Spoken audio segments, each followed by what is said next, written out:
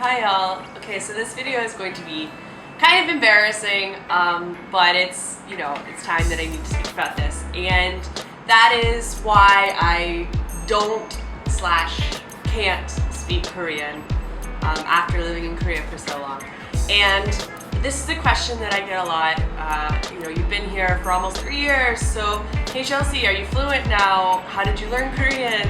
And all those kinds of things. And the honest truth is that my Korean is still really, really, really bad. And this video is basically going to explain why. I'm not exactly making excuses. I do think it's really bad, that my Korean is still really bad, but this is what has kind of happened, and why that is the case right now. If you had asked me 3 years ago if a person living here for as long as I have would speak that language, I would naturally assume that yes, of course. You've lived there for how long? You don't speak that language? What's wrong with you? Are you disrespectful? Are you rude? Why haven't you learned the language? I basically thought that you would have to actively try not to learn the language to not be able to speak after living in a culture like that for so long. And actually, that's just not true. The truth of the matter is that it is really, I'm not gonna say impossible, but it's really difficult to just pick up a language. I have met a couple of people here in Korea who are able to just pick it up. They've been here for 6 months and they can, speak fairly conversationally. And I look at those people and I'm like, gods, I wish I had your brain. But the truth of the matter is that's really not common. Most people that I know here who've lived here for over a year, are still really, really basic with their Korean. What happens is a lot of us learn Korean, survival Korean, and then we kind of stop after that. It just kind of stalls out. However, I am very fluent in point and speak and body language, which is like playing charades, basically. I use the Korean that I do know, my basic survival Korean, and I'll point at something and be like, 한 개 주세요, or like 두 개 주세요, and that's enough to get me by. But it's pretty easy to go my entire day without actually speaking full sentences to anybody. The thing is that Koreans, a lot of times, when they see a person who looks as foreign as I do, they naturally, rightfully so, assume that my Korean is not very good, and so they don't really try to talk to me. And then the people who do try to talk to me only want to speak to me in English because they want to practice their English. So it's kind of like a catch-22. The next point is very simple. I live very close to Seoul. And the closer to Seoul you get, the more people speak English. In fact, I've actually been in situations where I've gone to like a coffee shop or a restaurant or whatever and ordered my food in Korean. And once I finished, they kind of looked at me and they're like, they kind of looked at me and gave me this, oh, that's so cute face, and then they answered me in fluent English, and I'm like, oh.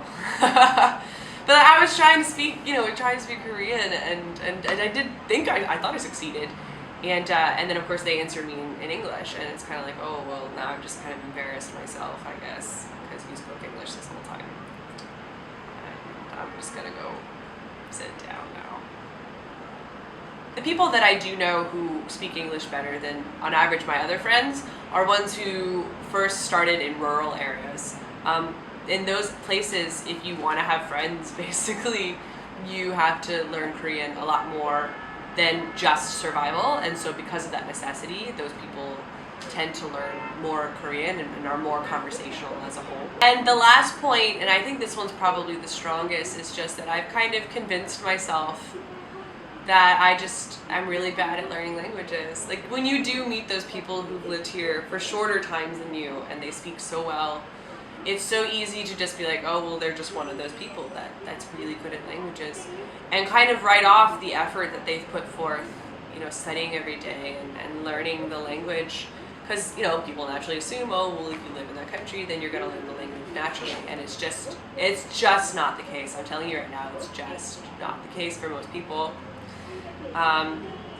So when I do meet a person who speaks, I feel like so embarrassed of my own ability that it's almost discouraging. I just ask myself why am I so bad at learning this language? Why can't I do this? And it's just really discouraging. So I'll go through my motivational cycles of like, I'm gonna study, I don't want to study right now. I'm gonna study, I don't want to study right now. It's hard. All of this being said, like I said, it's not an excuse. I should be better than I am, and so with that in mind, I want to talk about the epiphany kind of that I had, and that was I decided that this upcoming March, I will finish my teaching contract and I will not renew. And that doesn't necessarily mean that I plan on going home, but it just means that I don't want to be a teacher for a little while. I kind of want to try something else. I'm not sure what that is. And so at that point, I was just so tired of trying to study Korean and just hitting brick wall and brick walls and brick walls, and I just felt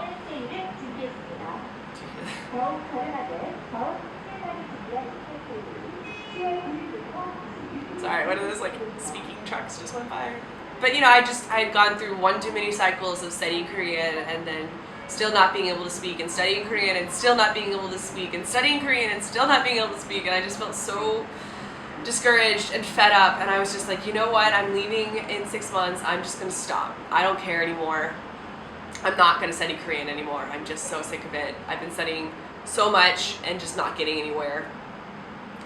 And so I had this moment, and I kind of had that mentality for a week or two, and then I just got this thought in my head, and I was like, you know what, when the truth comes down to it,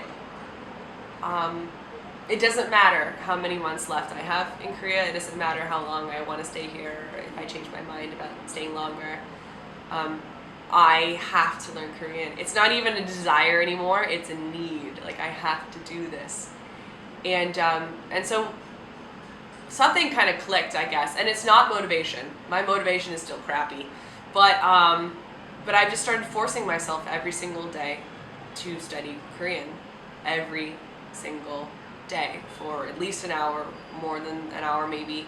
And even in just the past month that I've been doing this, I've seen a little bit of an improvement.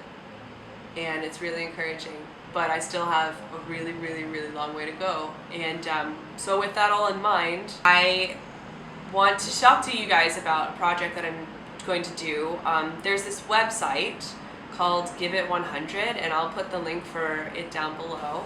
And basically, you upload videos of you trying to do some hobby or learn some craft for 100 days. And I'm going to be starting that, starting today. So you guys will finally get to see my really, really crappy Korean. And I want to do this because, one, it'll keep me on track, and two, because I want you guys to see what it's like for an average ability person, maybe even below average, because I'm gonna be honest, my memory skills are really, really crappy. I can't even remember what I ate for lunch yesterday, let alone what I studied, which is super discouraging. But I want to show you guys what a person with average intelligence and average language ability, not some like linguistic genius, what hard work and diligence will do. So that's why I'm going to be doing this. And also, living in the country, I do have access to native speakers, so I think that will help me as well. I've enlisted some help with some Korean friends who, before now, I would only call if I needed translation help, which was just me being a linguistic parasite, who now are so sweet that they will actually help me learn the language myself, so I don't have to use them all the time for basic translations. So yeah, I'm going to be doing that, and if you guys want to do it with me, I will be studying, I'll be using the Talk to Me in Korean lessons. I just finished level 3, like one lesson a year. I just finished level 3, and I think another one of my problems was I would always, I'm a flip-flopper, I always switch classes and lessons and books, and so for this purpose, I'm going to only be using or mainly be using Talk to Me in Korean. And so if you guys want to follow along with that, you can do it too. I would love to see you guys, practicing with me. And yeah, this is going to be embarrassing. I'm going to make a lot of mistakes. My Korean is not good, but hopefully we can all kind of rile together and fight through this. And do the one thing that I always tell my students, it's my number one rule in class, and that is just very simply to be brave. Learning a language is terrifying, and speaking the language is really terrifying. And because you're going to make mistakes, and I think that's why children are so good at it. You know, young babies, they don't care if they make mistakes and people laugh at them, but adults get really kind of conscious of everybody else's eyes on them. But that's okay, and I'm going to make mistakes for you guys. And if you want to laugh, that's cool. I'll laugh with you. And then maybe one day I'll be laughing in Korean.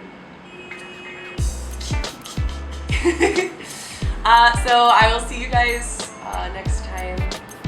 And if you want to follow me, I'll put the link specifically to my page. And I'll be uploading every single day. So if you want to see more of me, that's how to do it. And I love your faces. And I'll see you guys next time.